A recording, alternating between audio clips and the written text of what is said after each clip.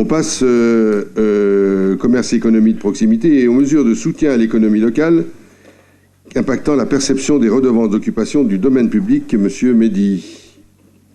Monsieur le maire, mesdames, messieurs les membres du Conseil, face à la crise sanitaire provoquée par l'épidémie du Covid-19, un état d'urgence sanitaire a été déclaré en France le 23 mars 2020. Le 17 mars a marqué le début du confinement pour contenir l'épidémie sur le territoire national. Les contacts et déplacements ont été réduits à leur strict minimum durant plusieurs semaines. Les bars, restaurants, cafés, hôtels ont été fermés, ainsi que la plupart des commerces, ce qui a entraîné des difficultés financières pour les entreprises et commerces locaux. Pour aider ces acteurs à faire face à cette période difficile, la ville a entrepris différentes actions visant à soutenir les commerçants durant la période de confinement, comme par exemple la suspension du recouvrement de l'ensemble des redevances d'occupation du domaine public, y compris pour les marchés. Afin d'accompagner le redémarrage de l'économie locale et donner le souffle nécessaire à la reprise des activités commerciales, il est proposé d'agir sur les redevances d'occupation du domaine public en accordant une exonération de 3 mois équivalent aux 3 mois de confinement, soit la période du mois de mars, avril, mai 2020, à tout acteur économique intervenant sur la commune.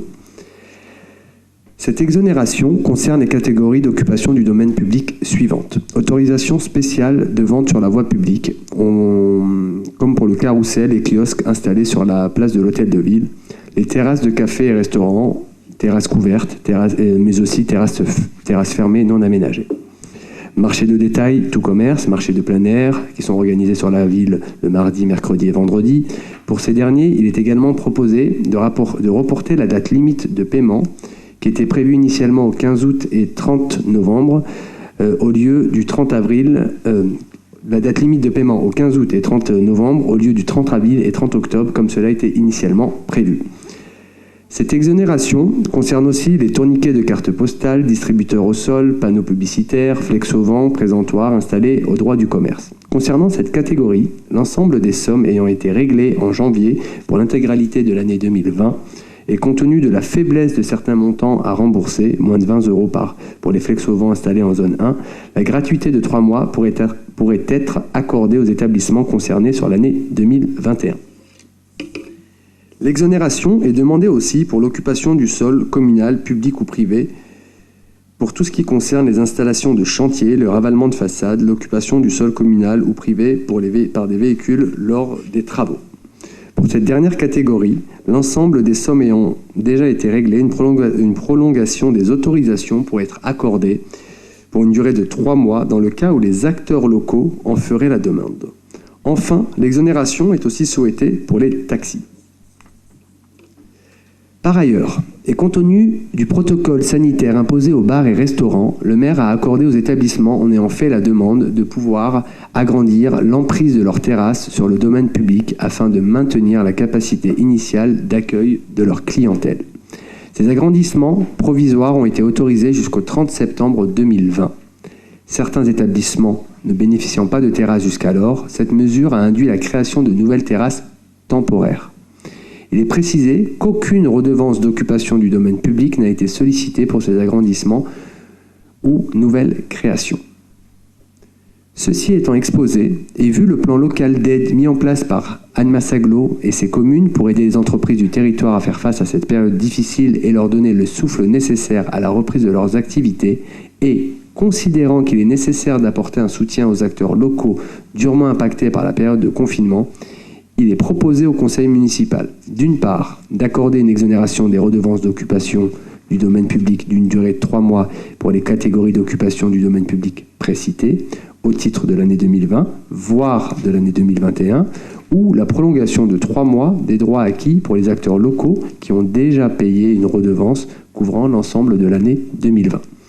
D'autre part, il est aussi proposé au Conseil d'accorder la gratuité d'occupation du domaine public pour l'extension ou la création de nouvelles terrasses temporaires autorisées jusqu'au 30 septembre 2020. Je vous remercie de votre attention. Merci. Est-ce qu'il y a des questions ou des remarques sur cette aide que l'on a annoncée et que l'on fait valider aujourd'hui par le Conseil? Madame Saillet. Merci. Je profite justement de ces mesures de soutien à l'économie locale qui nous semblent particulièrement nécessaires à nous, l'ensemble des élus de la majorité, pour justement engager un dialogue avec nos commerçants. On souhaite justement leur faire des propositions afin qu'ils puissent participer activement à la transition énergétique et écologique, même si certains sont déjà impliqués, bien entendu.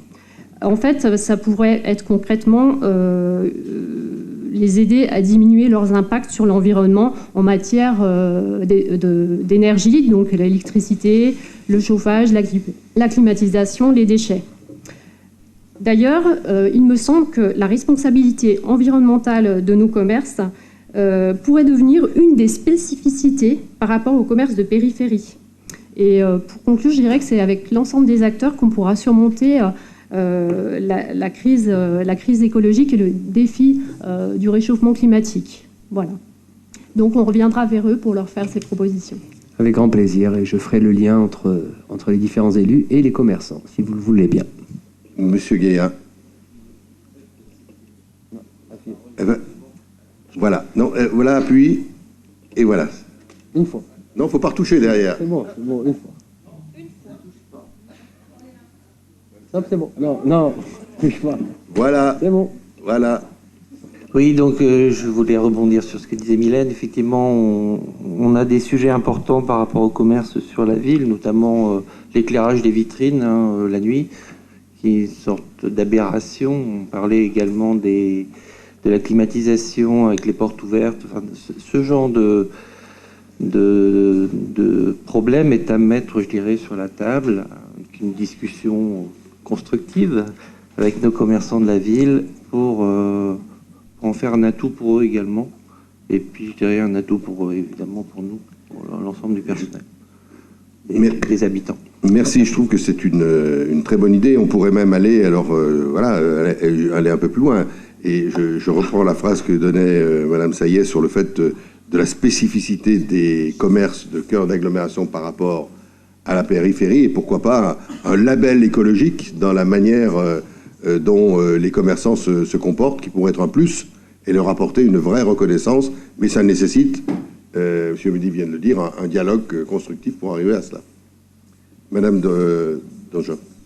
Donc j'ai juste une petite question. Vu qu'on parle dans le contexte des aides économiques au soutien du commerce, est-ce que vous envisagez des aides pour ce type de conversion ou transition du commerce de proximité, ou ça va être une mesure coercive? J'ai rien contre, hein.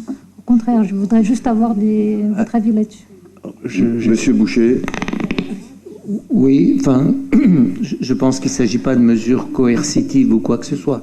Il y a un certain nombre, je pense m'avancer pas trop en disant que vous allez partager ce que je vais exprimer là, enfin je l'espère sincèrement. Allumer des enseignes la nuit, d'abord c'est interdit et c'est pratiqué. Donc c'est une mesure qui devrait être appliquées, c'est-à-dire qu'elles doivent être éteintes la nuit, elles n'ont pas d'utilité à être allumées, etc.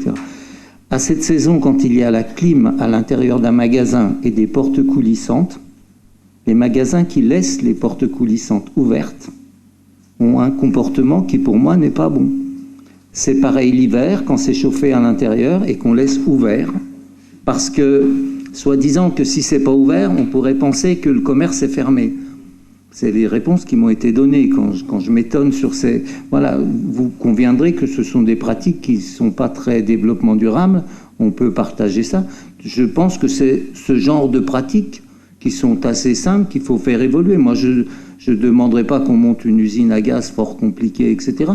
Mais il y a tout simplement des bons comportements qu'on demande à tout le monde, à tout citoyen. Et moi, je souhaite qu'on demande aussi des bons comportements aux commerçants.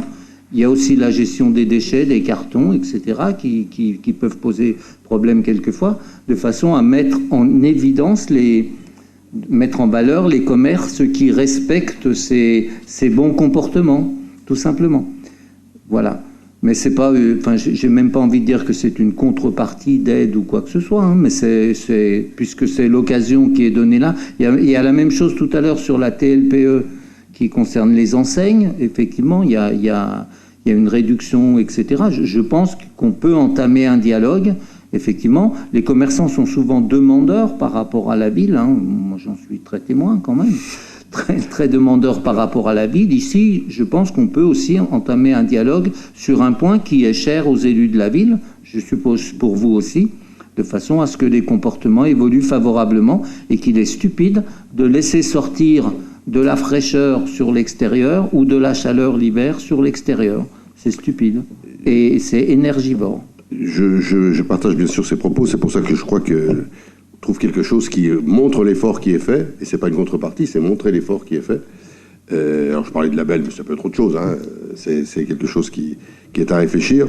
Quant à la question sur les travaux, par exemple, qui pourraient être faits par des entreprises ou des commerçants liés à une meilleure isolation thermique ou à une initiative qui va dans le cadre de la transition écologique, c'est pas de la responsabilité de la ville. Par contre, ce que prévoit l'agglo dans sa dernière forme d'aide à la relance de l'économie sera ciblé dans ce domaine-là. C'est-à-dire que les aides seront apportées, alors des aides sous forme de prêts, mais aussi des aides sous forme de subventions liées à l'effort, alors là, d'investissement qui sera fait pour améliorer notamment tout ce qui est consommation thermique, etc. Donc ça, c'est un élément complémentaire. Est-ce que vous avez d'autres remarques? Est-ce qu'on peut passer au vote? Est-ce qu'il y a des votes contre? Des abstentions? Merci.